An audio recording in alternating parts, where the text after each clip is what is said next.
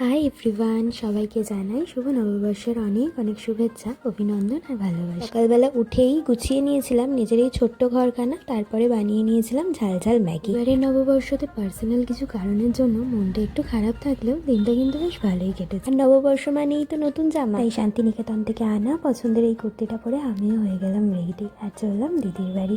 আর দিদির এই ছেলেকে দেখো সারাক্ষণ বুড়ো করছে। তারপর বিকেলবেলা সবাই মিলে বেরিয়ে গেছিলাম একটু ঘুরতে। প্রিন্সেপ ঘাট গেছিলাম। প্রিন্সেপ ঘাটের এই মন্দিরটা কে কে চেনো বলো তো? আমার ভীষণ পছন্দের এই মন্দিরটা, গঙ্গার পাশে একদম নিরিবিলিতে, কি শান্তি না! এখানে আসলে যেন মনের সমস্ত কষ্ট দূর হয়ে যায়।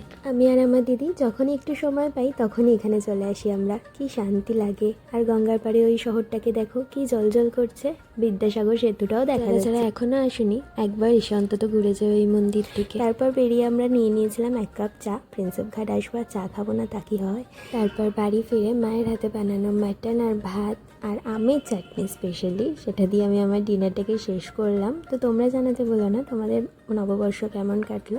তো এই ছিল আমার নতুন বছরের প্রথম দিন। চলো আজকের মতন টাটা।